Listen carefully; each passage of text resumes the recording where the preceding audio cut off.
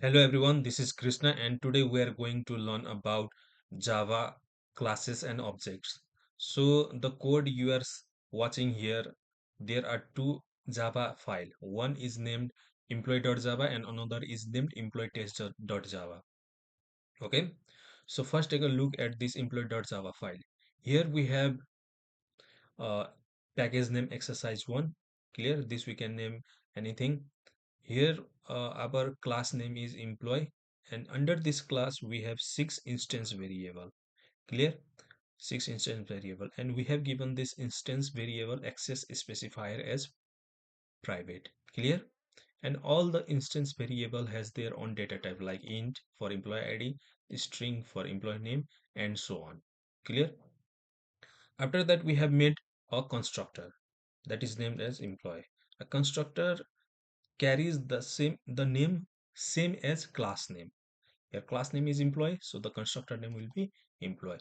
But here we have to notice one thing, that here in constructor there is no argument is passed. There is no argument. Okay, and talking about constructor, uh, these are used to assign value to this instance class variables whenever we make or we create an object. Now, what is object? We are going to talk about this later on in this class. Clear? Now here another type of constructor is made, which is name as employee. And we have to notice one thing in this is that this constructor carries six argument. Clear? It has six arguments.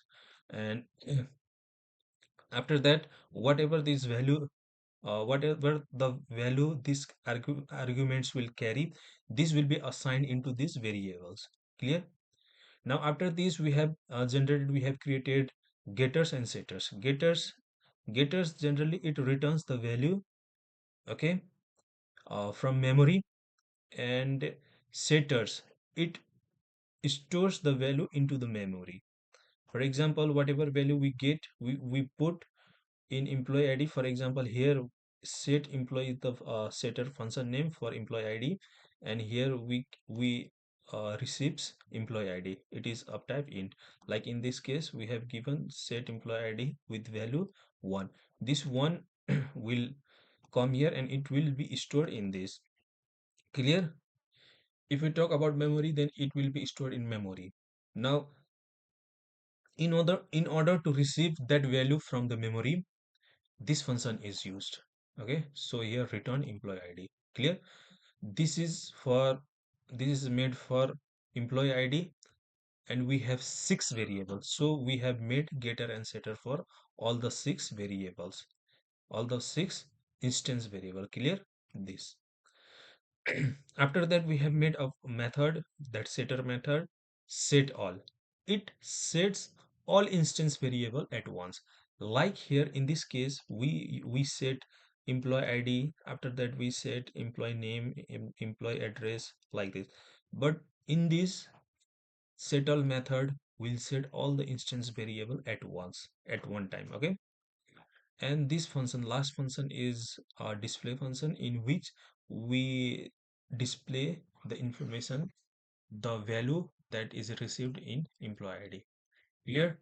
Now we will talk about employee test.java file. Here in this file we have to notice one thing, is that here the class name is employee test. Okay, and under this we have main function. Now main function, what in Java, whichever function we make or whichever code we make, it all starts from main function. Clear? After that we have made object here, and object name is em1. Here this is the way to make an object. Clear? Now here for making object, the syntax will be employee, the class name. Here what was our class name? We are making object of this class. Okay, so this class name will be there, employee. Employee is there. Here we just have to write the class name again with parenthesis bracket. And the most important thing here is that we have to write a keyword new. This new, if we write, then an object will be created. Okay, here the object is em1. This is a variable, we can write anything here. Clear? Now this object is made with no argument. Clear? Let's first run this program. If we run this program, then we get this output. Now see how the program flows. Here under main the program starts. Here in this line we have made an object em1. Okay, after this, then this line will be executed. This line is used to print. This is used to print message. Okay, here what message we have? em1 info. Em1 info here it is printed here. Okay, after that em1 dot display. Now see, this object is calling display function, display method. Okay, now here we have to understand one thing is that in this object no of the instance variable is assigned any of the value. Clear? So whatever the default value will be there, whatever the default value will be there, that will get printed. For example, for employee id, the default value will be 0.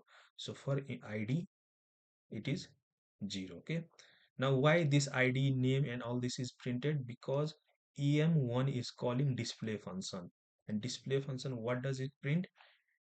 It print id. Id here it is printed. Now employee id value, so by default employee id value is 0, so this 0 is printed. Okay, similarly name, this word is printed. So what is the default value? And name is a type of string, so default value of string in java is null, so null is printed. Clear? Similarly all those values and variables are printed here. Clear? Now this was the case with object with no argument. Now we will use the concept of setters and getters. Okay, so here with the same object we are assigning value into setter. Like here in set we have assigned a value 1. Okay, set employee id. In method set employee id we have assigned value 1. So it will go to set employee id, where it is, yeah, here it is. It will go there and it will come here with that value 1. 1 will be here assigned, and it is assigned to employee id variable. Clear? Similarly, the name Hari will be assigned in that variable, and it will call which method? Set employee name. Where is set employee name method? Here is set employee name method. Okay, and what value it carries with it? It carries the value Hari. Hari will be stored here and it will be assigned into this variable. Clear? Similarly all the variable gets stored.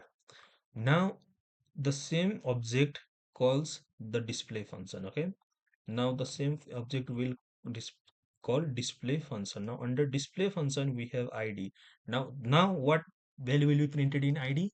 The value 1 will be printed here. 1 is printed. And in case of employee name, what will be printed? Hari is printed here. Okay, similarly what value we had entered that time, that will all be printed according to that. Okay. So now here we have made another object. We have made object name em2.